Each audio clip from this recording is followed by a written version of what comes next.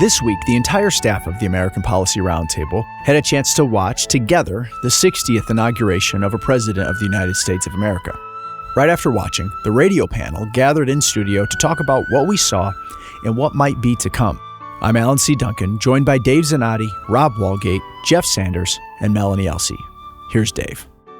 Well, by the time so many folks will have a chance to listen to this broadcast, the emotions that we're feeling in the room are going to be greatly curtailed. There will have been a national championship game. There will have been all kinds of things happening in regards to, for some people, in regards to playoffs and kids' events and work situations and all kinds of other events, because we're joining together immediately after watching much of the inaugural experience of the 61st, or was it the 60th? The 60th inaugural. 60th. Mm-hmm. Which in and of itself is quite remarkable. And I thought would be good for us to get together and in some ways just after a few days be able to refresh people's experiences. A lot of Americans simply did not have the opportunity, the privilege to do what we did, which is to watch it all, because people are working and there's so much going on in life. The first thought I would like to share is that as someone who has spent a long time studying the United States presidency and the history of the Republic, particularly in the founding era, and the establishment of the Republic, it's overwhelming to me to watch the inaugural experience. And it doesn't matter to me who it is that's being elected, whether I happen to like that person or dislike that person, like that campaign or like the candidacy or like the issues, whatever, or the party. It is remarkable, having studied what happened to start this country and studying the processes of how we established this government, and the debates that took place and the sacrifices and the war, and then bringing this country together and how it had to be put together one piece at a time, even though the Constitution was ratified in total, yet it had to then be implemented in pieces. In other words, you had to have a Congress elected first before you could elect a president. It wasn't a single election. There had to be pieces to it. And then you had to have a Congress and a president before you could have nominations for the Supreme Court. So it wasn't like they waved a magic wand or took a vote and said, we're all in. Let's get started. It took time to build this operation, to build this republic. So when you see it reenacted, it's some of the very same steps and procedures reenacted that happened then, it sends chills to me, because I think about the people across the decades, the centuries, that have done what we just witnessed. And it reminds me of the fact that ultimately the power of our country remains in the hands of the people of this country. I mean, I'm always overwhelmed by it. What do you all think? It does. It's evident it remains in the people. The thing that gets me when I watch days like January 20th are the fact that, like in this instance, you had the outgoing president be someone who was kind of forced out, but his vice president was the one that lost. So they have to sit there to tie it to a sports analogy is you got to sit there and watch the other team, in essence, celebrate on the field that they just won, and you're just sitting there taking it all in. And it's kind of like the lack of emotion and looking straight forward. But that's been the process for hundreds of years. And to see that process be upheld and people be willing to do it, it's quite remarkable. It doesn't happen that way anywhere else in the world. Yeah, and it does. It highlights the importance of tradition and ceremony, from the songs to the clothes that people were wearing to the building that they're in. It shows the importance of all that. It's not, people use the term pomp and circumstance or things like that almost in a pejorative sense, but there's a real meaning behind it. And it does, to your point, Dave, it links you to the past. You're not reinventing the wheel every time that you have a presidential inauguration. Good point. Well, one thing I was thinking of when we were watching it live is how many inaugurations took place where the American people didn't have the opportunity to be there or to observe it. There wasn't radio, there wasn't TV. You had to rely on people describing what it was like, or newspapers maybe writing about it afterwards. But we get the chance through all the technologies that are available to experience something that our ancestors didn't get to experience. That's a good point. And even here we are in 2025 with all the technology available, the technology still failed. Not our technology did. It still failed. But Carrie Underwood Ours almost and the did. band and not being able to have sound, it failed. Who finally says, "You all know the words. Let's sing." Let's sing. Way to And go, everybody Carrie joined Underwood. in. Wasn't that wonderful? That was a really, really great moment for her to do that. Wasn't that great? Yeah. It was so cool. It was Very human moment. That was really super. Jeff, your thoughts? Well, yeah, I was just thinking about all the different ways presidents have been sworn in. When William McKinley died of an assassin's bullet in, I think it was early 1900s, and Teddy Roosevelt was sworn in by candlelight. He was out on a hunting trip somewhere. Yeah. And they had to go find him. Calvin Coolidge was sworn in by, I think, his father in a cabin. I know it was up in Vermont because I stood outside the door of where he was sworn in. It was closed that day. He couldn't go in. But he was sworn in by lamplight. And I think of, John F. Kennedy's great inaugural and ask not what your country can do for you and so forth. Just a lot of memories and a lot of thinking about past inaugurals and how happy I am now personally for this very peaceful transition of power. Now, it would be easy to nitpick lots of things. And I'm sure that with social media, people will nitpick a million things. And I am so tempted to nitpick a couple, but I'm going to resist. Hopefully, God willing, I'm going to resist that temptation because it'll all come out eventually. So I won't be the one with the microscope. I have a couple of observations, but there's a few I'm going to distinctly not say because we'll let social media handle it. But go ahead, Rob. Well, there's one I'd like to say. I think it was J.D. Vance's young daughter, when they were holding her, and I think she had like Band-Aids on her fingers or something. Yeah. It was, Yeah. And someone on the internet, I think that made it real because they were like, a parent made a joke like, what are the Band-Aids for? And like someone listed like 8 different things like, to keep her from biting her nails or because kids love Band-Aids or all these different, and his parents are like, yeah, we've used Band-Aids for that. Yeah, maybe she just wanted Band-Aids on her fingers today, and they're like, gave in. Who knows? Like, all right, if you'll stop, we'll put these Band-Aids on your fingers. Instead of getting her nails painted. I feel like that made it real, and things like that help everyday Americans relate to what happened, especially parents. I see Alan laughing. You want to see, maybe it was the Band-Aid industrial complex that was just making sure they're getting some product placement today. Let's start a conspiracy theory about it. I was really surprised to see all of I guess I shouldn't have been surprised, see all of the billionaires who were there. And I have There you nothing go, personally Jeff. against That's one we've got to billionaires. talk about. They were all there. But not only Elon Musk and Jeff Bezos, but there was Tim Cook was there. Tim Cook was standing there. They were all there. Alphabet was there. Google was there. Yeah. Apple was there. Amazon was there. X was there. And Elon Musk. They were all there. Yeah. They were all there. They looked if you pretty had happy told too, me didn't they? 5 years ago that would be what we would experience. Mm-hmm. Now, maybe they were at the last inauguration, but they weren't so clearly because it was an outdoor event. Maybe they were there. Maybe there's like in another section or another row. I mean, look at the construct of this one. They had an arena filled and they had a B room. I noticed, boy, the B room was tough. Governor Youngkin was in the B room. I mean, boy, getting in the A room must have been really tough. Yeah.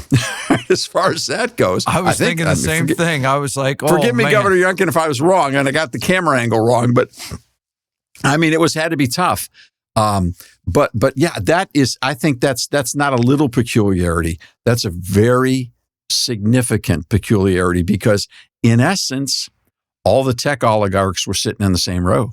Mm-hmm. Mm-hmm. You're right. I don't know what it means. All I know is that it happened. Yeah, I don't know if that makes me feel good or bad. I don't know. Bill Gates was not I there. don't know about Yeah. that. I did not see Bill Gates there, though. Yeah, I didn't see Soros either. Well, that's good. Because nobody sees Soros, and you didn't see Podesta either, did you? No, for the first time in 30 years?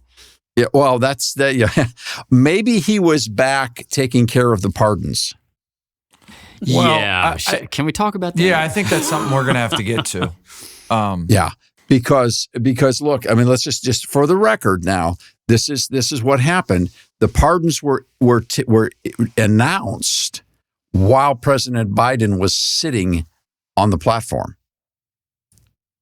So in other words, it was the last thing he did as he was walking out the door, and others announced them. And then he went and they waited until he was in the room and seated to announce that. Is there any way for some of those to be challenged in court? Because I know Gerald Ford pardoned Richard Nixon, but that was never challenged. No, constitutional precedent takes all there. Now, again, the reality is that we've now experienced a new era where people are pardoned with blanket pardons without a single indictment or charge being filed or conviction.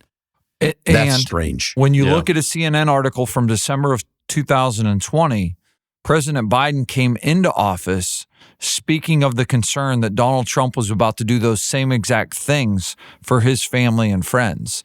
And Biden said that would, create a precedent that would be scary for the future. So the exact thing Joe Biden was concerned Donald Trump would do at the end of his first term is what he and his team did as he was walking out the White House door. But it was different for Biden because he was pardoning where crimes hadn't been charged. That's what he was concerned of with Trump. Right. But Trump still hasn't pardoned all of the people who were in his administration. He's pardoned a few people, but and there'll be maybe more coming as he becomes active in his presidential term. But I don't expect Trump to preemptively pardon anyone. Yeah, I don't even know legally, Melanie, what we call these blanket get out of jail free cards. I don't know what you call them. I am actually hoping that it gets challenged, not because for the sake of reversing a pardon, but for the sake of establishing a constitutional framework for what is allowed in these pardons. Yeah, it's going to be a difficult and a thorny question, to be sure, at this stage in the game. So, all right, we got to take a break. Obviously, we got a lot more to talk about. Indeed we do, and we will when we come back for more of The Public Square.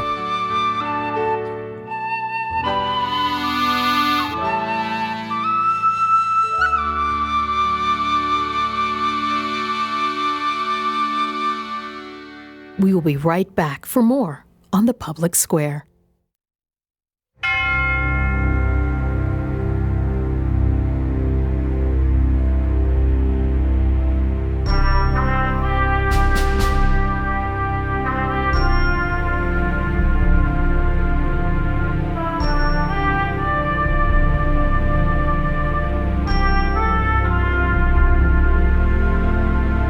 Back around the table at the Public Square, today we're talking about the new presidential administration.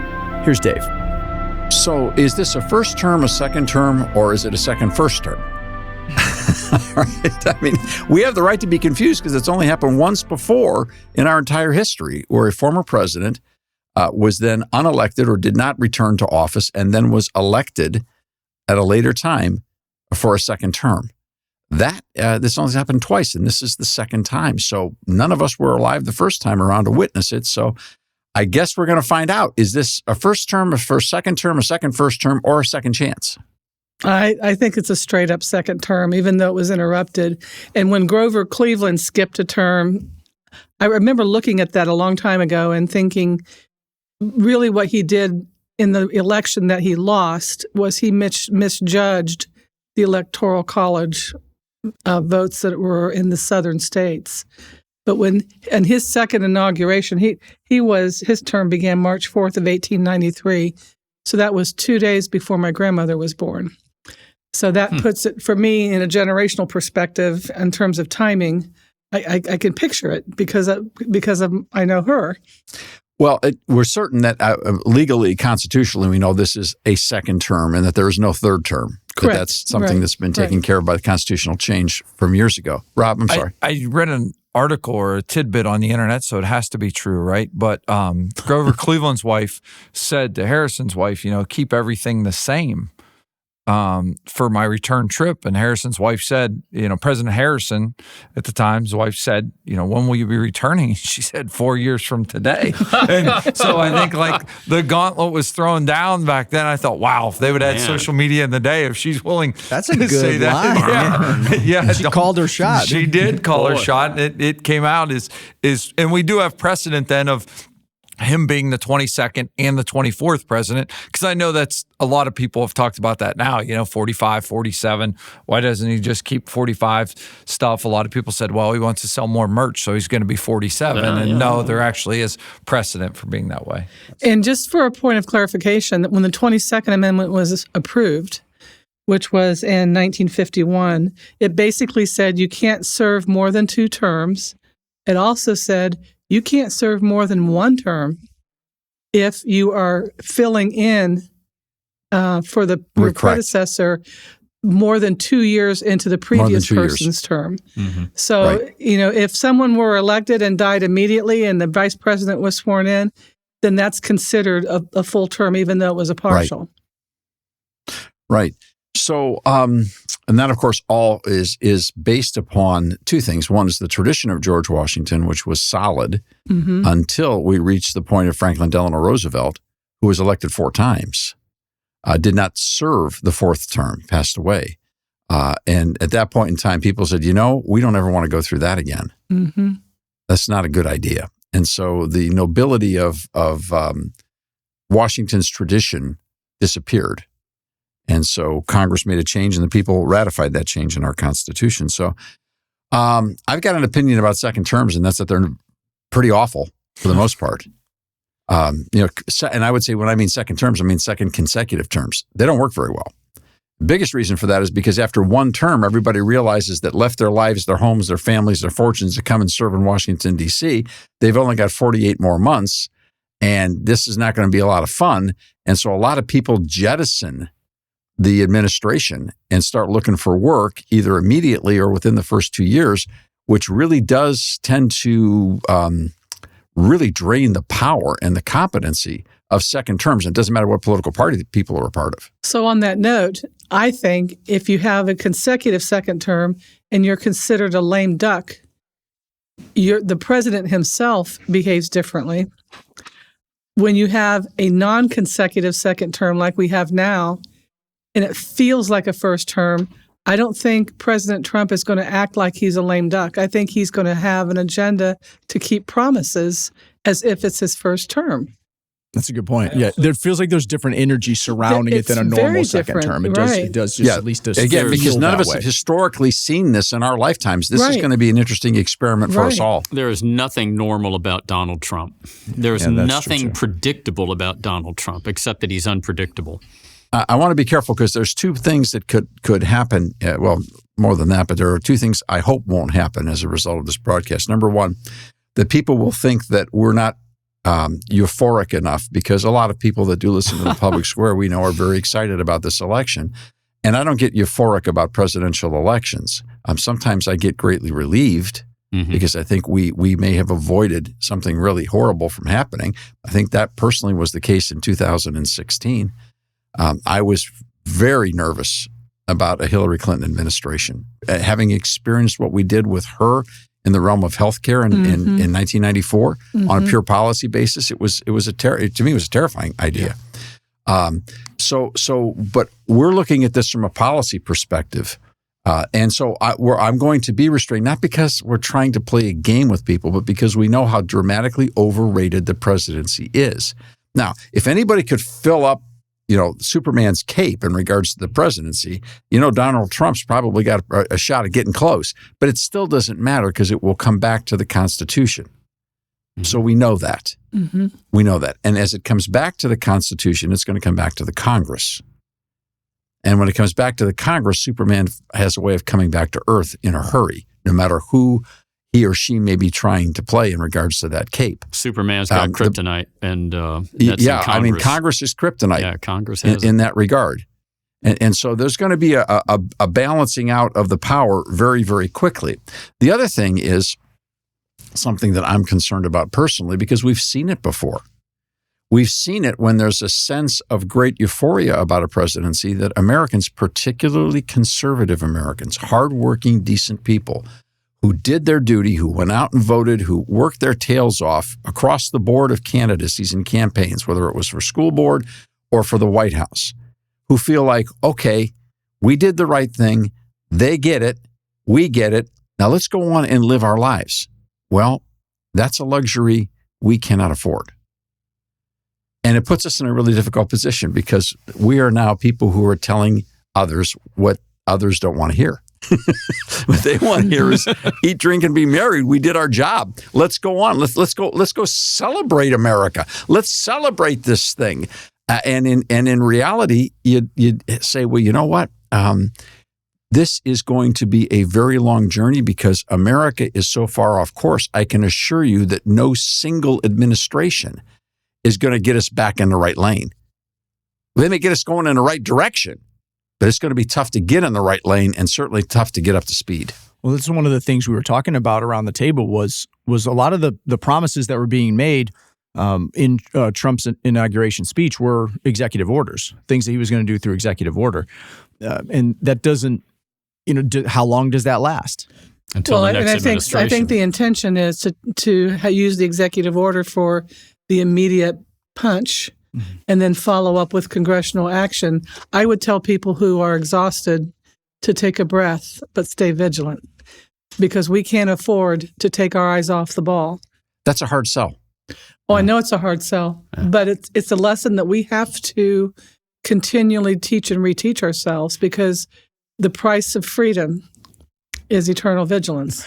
It's like athletes after they win a big playoff game. There's a lot of playoff football games happening right now. Mm-hmm. And they say, hey, we're going to celebrate this one tonight and we're going to get back to work tomorrow. Yeah, that's what they say every time. So that's the mindset you got to have. They do. The interesting part about this, like we talked about at the beginning of the segment, is having that 4-year break in terms. I think that's going to give a little bit of refocus. I mean, Donald Trump and his team really had, in essence, a 4-year off season. They have a chance, whereas in most you don't. You go that one season straight through. So I think that's going to allow them to recalibrate a little bit. Jeff, you've had your hand up for a while. We've been walking right past you. That's all right. That's all right, Jeff. That's not a problem. The thing that bothers me, first of all, I loved 99% of the inaugural speech from President Trump. The one thing that makes me nervous is when someone says the golden age has now begun. Or I will end the war in Russia. I will end this. I will do this. That really makes me nervous. Well, you're now down to about 75% of the speech. So. Okay. Well, look, I heard full it too. disclosure, I like the policy measures that President Trump, and I like him personally. There's nothing against him here personally. But when you start saying that is arrogant, and you're setting yourself up for a tremendous fall. I have a lot of confidence in his abilities, but the kingdom of God is not going to arrive on Air Force One, okay? Mm-hmm. And he is the golden age of America. What does that mean and what does that look like? Everything's going to be right now? We're all going to be in peace and joy and we're all going to have $1 billion in the bank? Don't see it. All right, when we come back, I'm going to give you guys a pop quiz. All right, so we'll give you just a couple seconds to think about it. Across the table, here's the question I'm going to ask. To get America in the right direction, in the right lane, and up to speed, how long will it take? Can it be done in 4 years, or is it more like 40 years? All right, that's the question on the table. What do you think? I'm looking forward to hearing from the whole team when we return for more of The Public Square.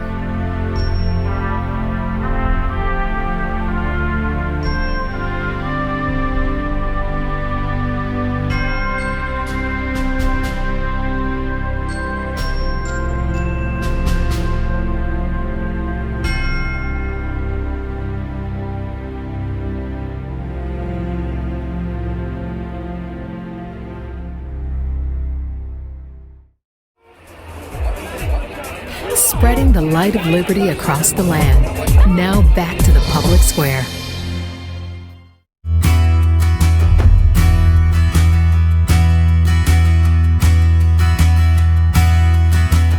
Back around the public square table with Dave Zanotti, Rob Walgate, Dr. Jeff Sanders, and Melanie Elsey.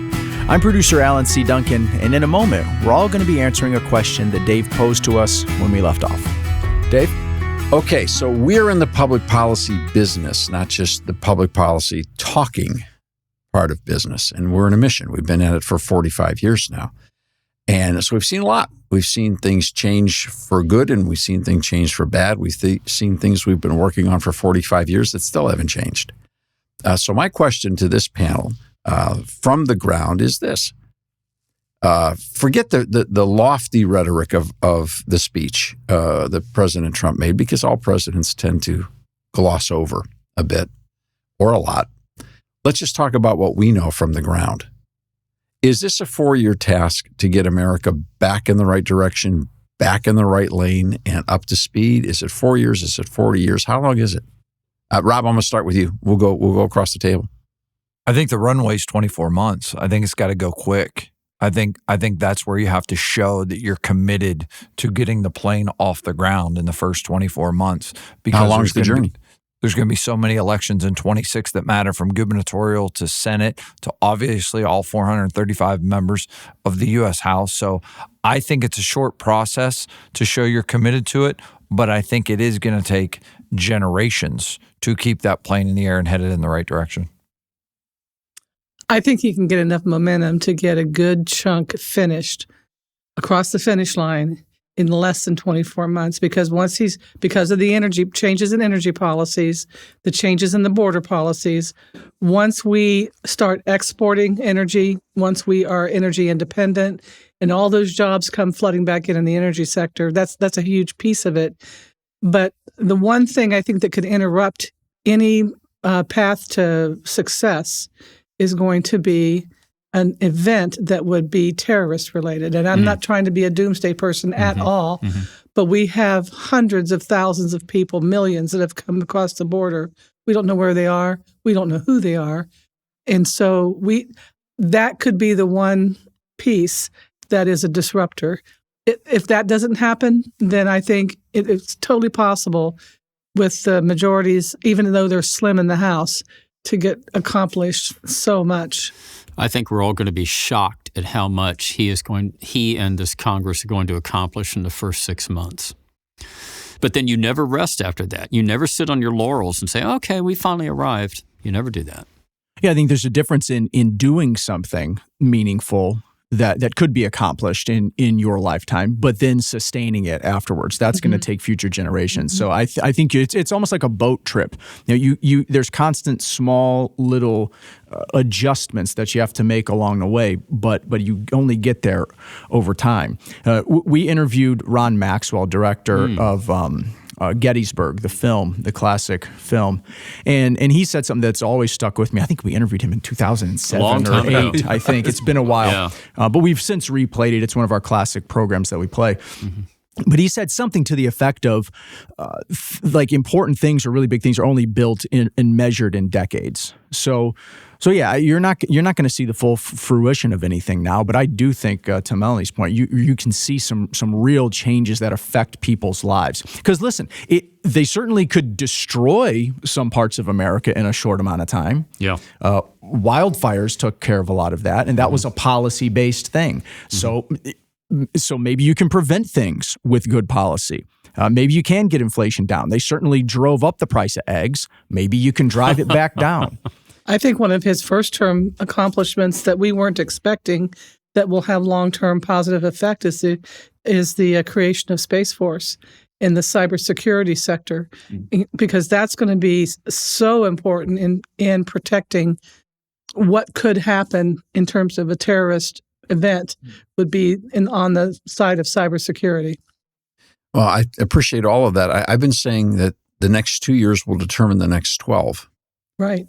And the reason for that is that unless the Republicans gain seats in the House of Representatives and gain more seats in the Senate, they're going to have a difficult time dealing with the institutionalists that are in the United States Senate who are Republicans.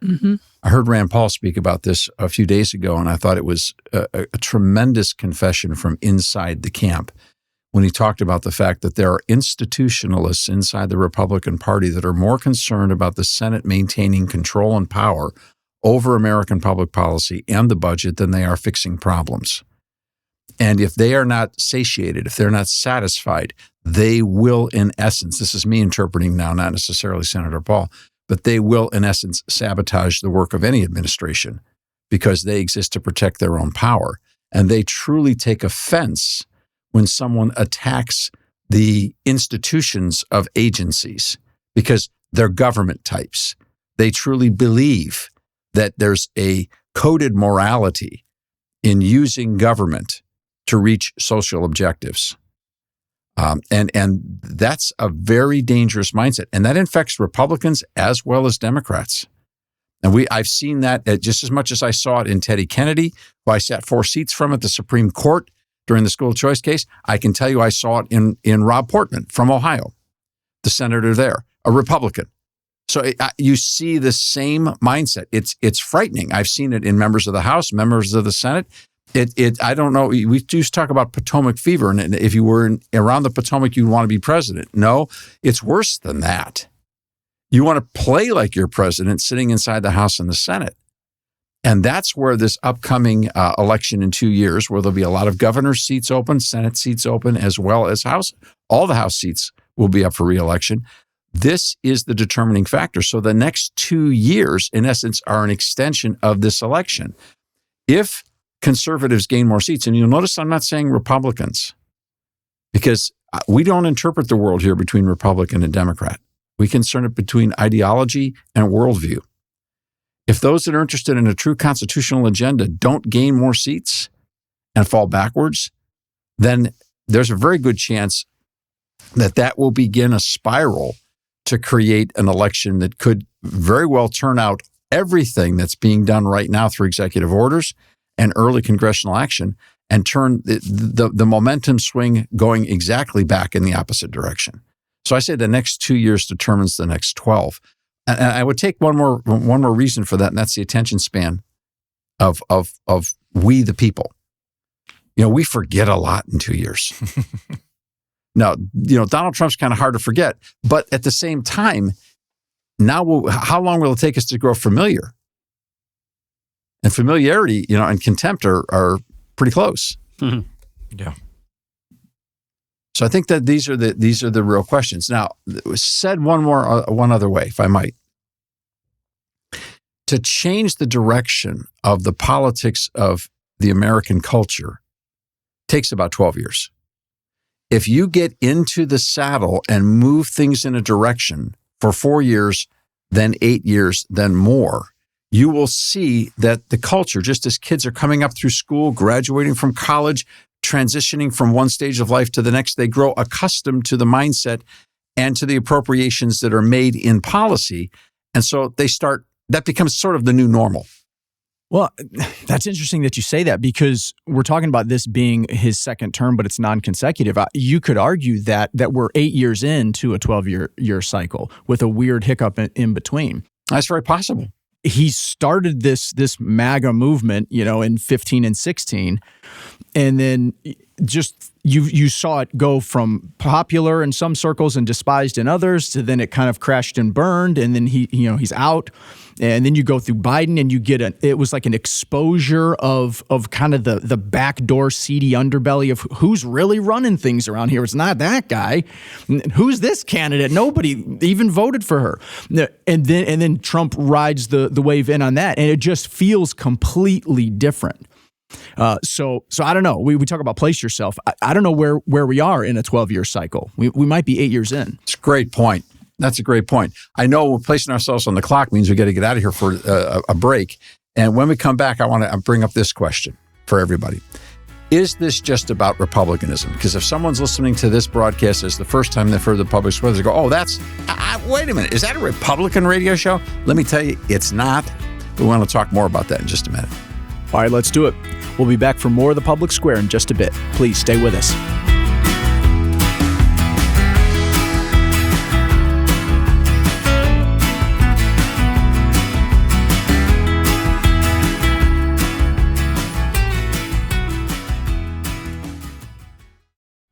Introducing the latest program from the Public Square. Kids on the Square. We at Kids on the Square are dedicated to helping teach the next generation through topics like Bible stories, scientific marvels, and American history. We want to equip parents with fun and free educational resources to share the truth with their children. Won't you join us? New episodes are released monthly. You can listen wherever podcasts are available and visit kidsonthesquare.com to find out more. Thank you, and welcome to Kids on the Square!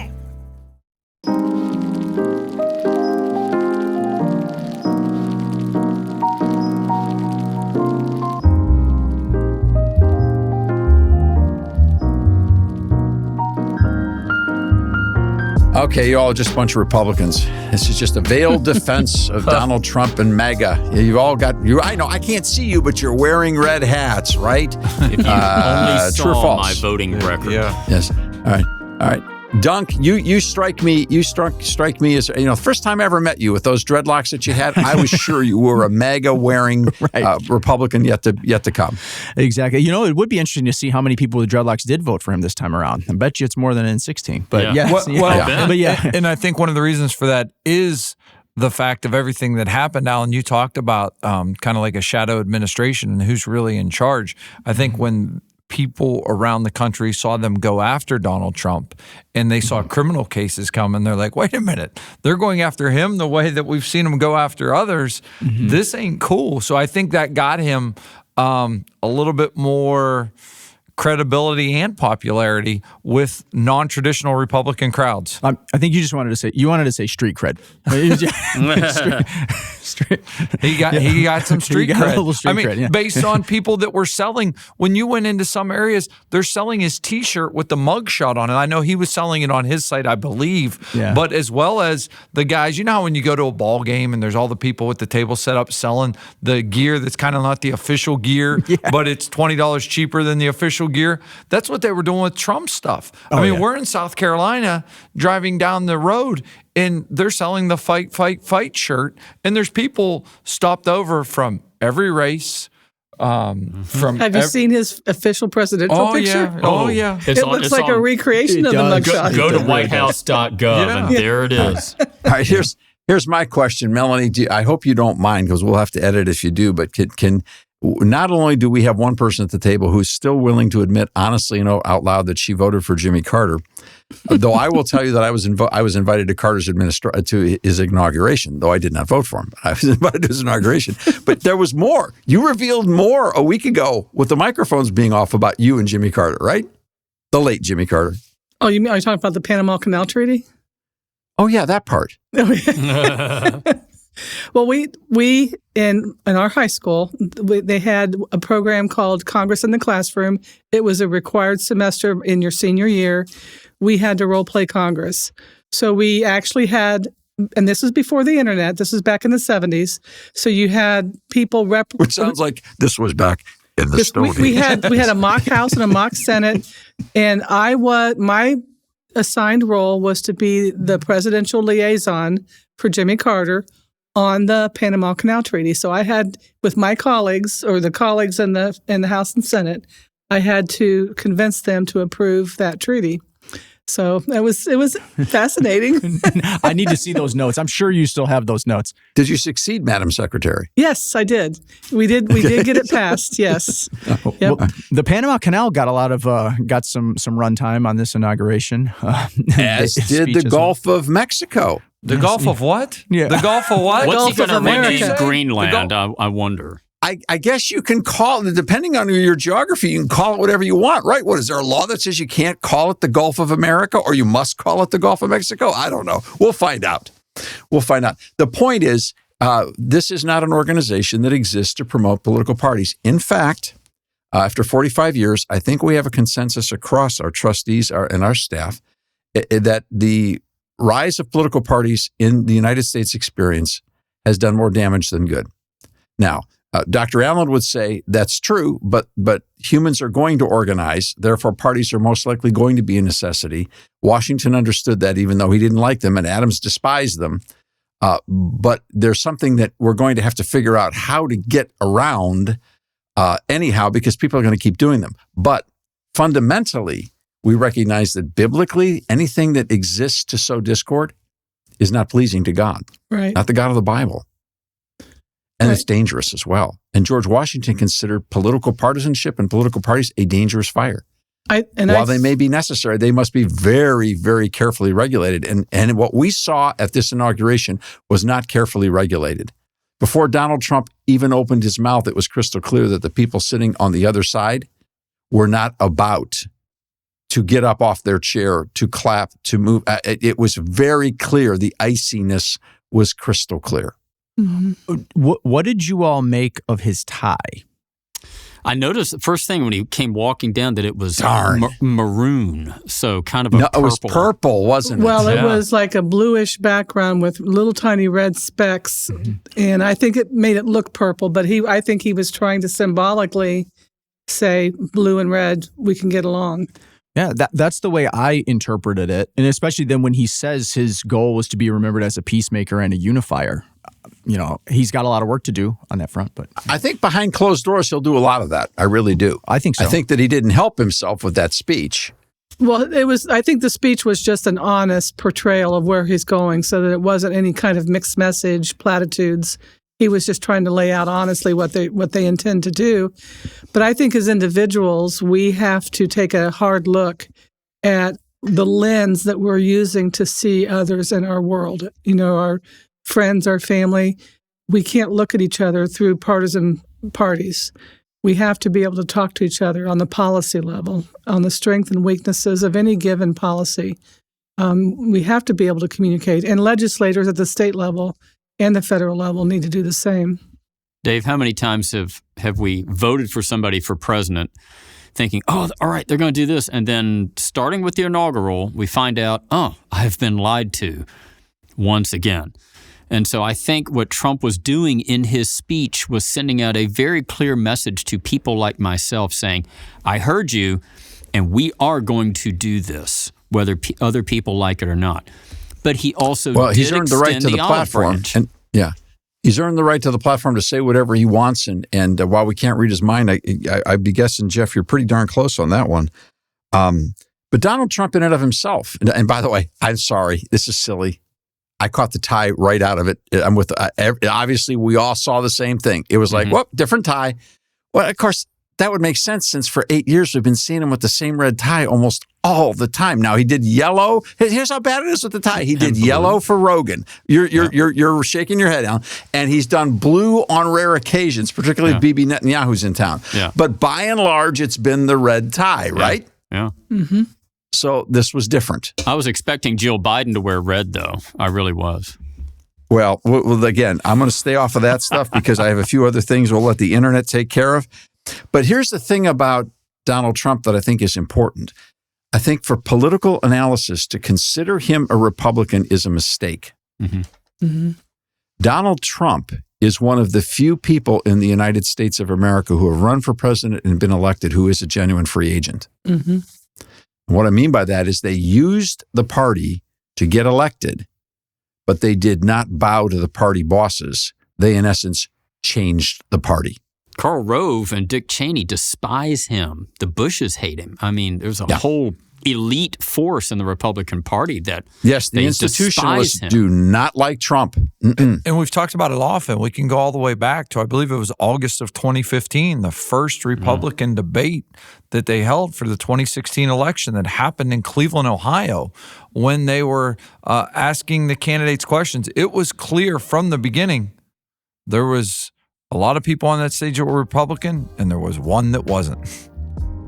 Real quickly, other free agents: George Washington, John Adams, John Quincy Adams, Abraham Lincoln, Teddy Roosevelt, Dwight David Eisenhower, JFK, Ronald Reagan.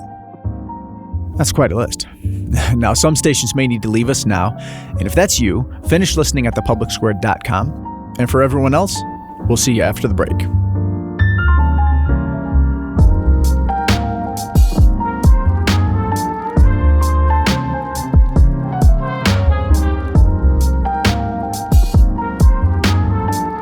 We will be right back for more on The Public Square. For our final few minutes together today on The Public Square, let's talk about leadership. Here's Dave Zanotti. There is a biblical gift called leadership. It's there. You read about it in Romans chapter 12. It appears in other places, but specifically it's in the list of gifts of Romans 12. And the admonition of the apostle is, if you've been given the gift of leadership, then lead. What does it mean in the Greek? The word for leadership means one who stands in the front. And when he says, if your gift is the leadership, lead, what he basically is saying is, if you're supposed to be standing in front, get there fast. Well, I would suggest that we've seen that gift in the career and in the political enterprises of Donald Trump. Now, some people describe that as narcissism. Some people describe it as ego. Look, we've seen it in the career path of Joe Biden as well. I mean, there's something about all those presidents and wannabe presidents that were on the stage. They have a sense that they belong in the front. And let's face it, most people don't want the front of the line, right? Well, the question becomes, do you want the front of the line because you want to be seen to get the credit, or do you want the front of the line because you want to lead and set the example? There's a difference. Or do you even know the difference? Right. Yes. Yes. And there is a difference. That's what I was thinking about as you were talking about the inauguration. I'm like, if we went through the U.S. Senate and just added up the number of inaugurations that the members of the U.S. Senate have witnessed in that room. I mean, think about it. That's a massive number. You have people that have served in the U.S. Senate for 50 years.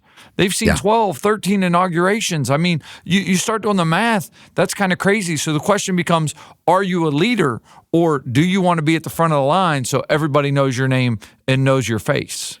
Steve Witkoff said recently, and he is now the special envoy to the Middle East for President Trump.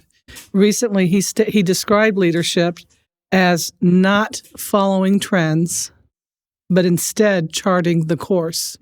And I think we've got a lot of political, quote unquote, leaders who are all about following trends. Mm-hmm.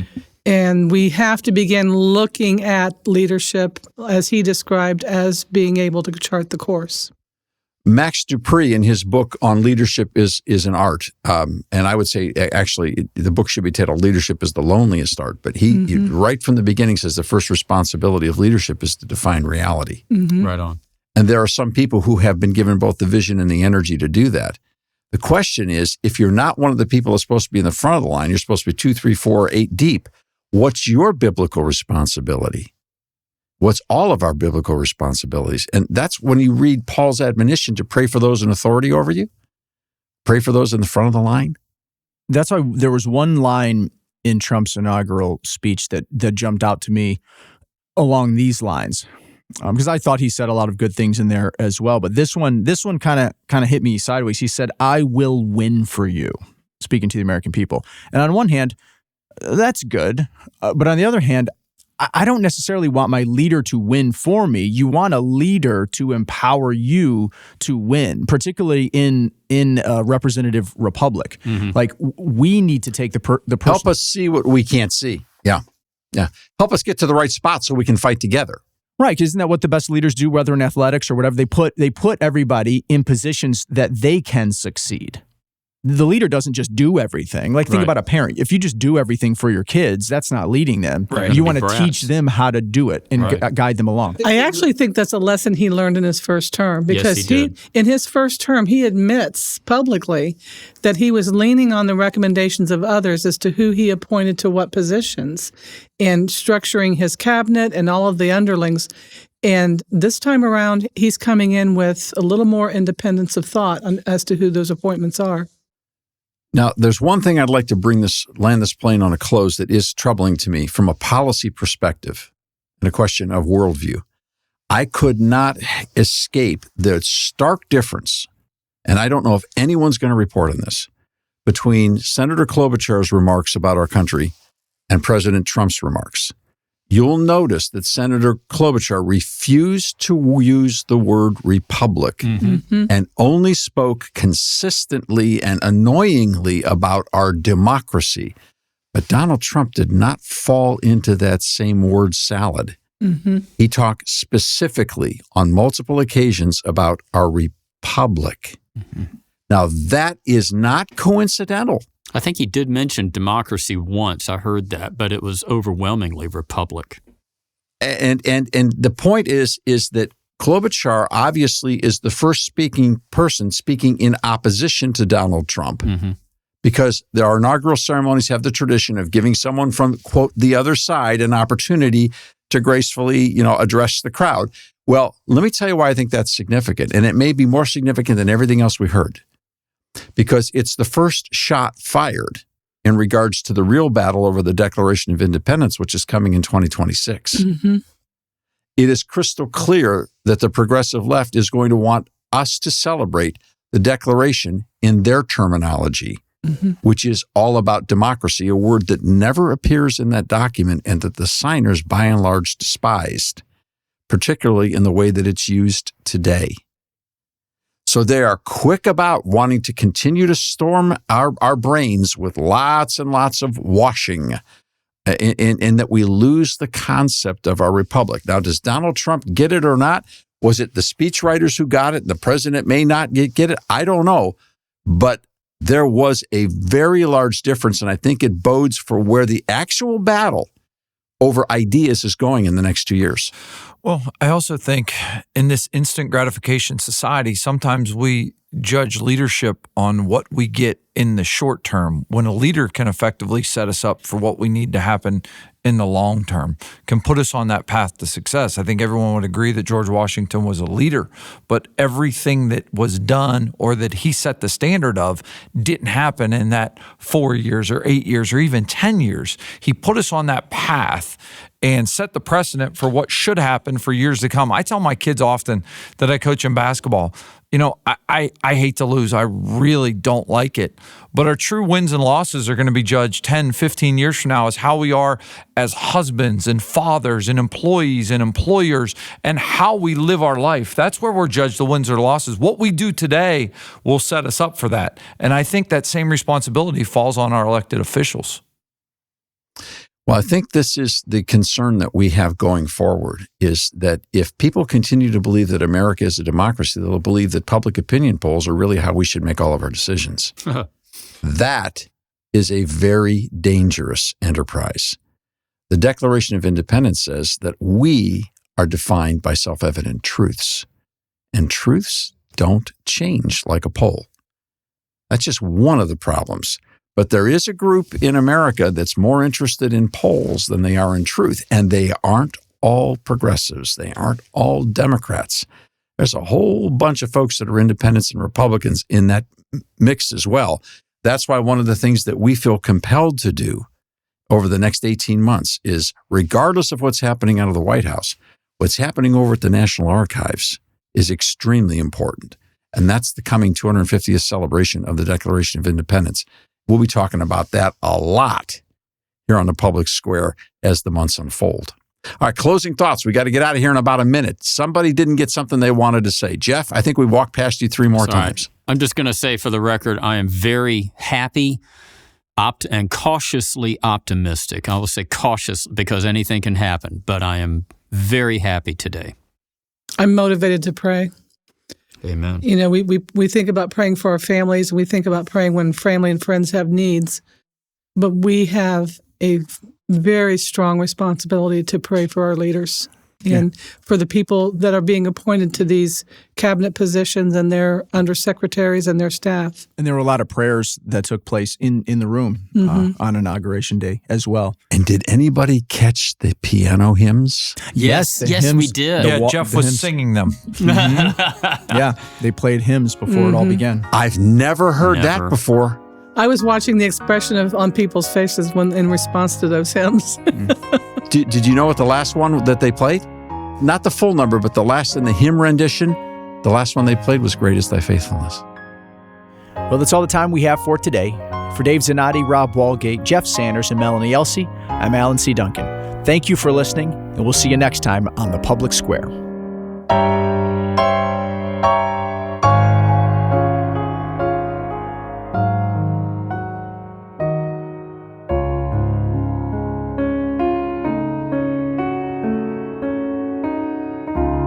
The Public Square is a broadcast service of the American Policy Roundtable.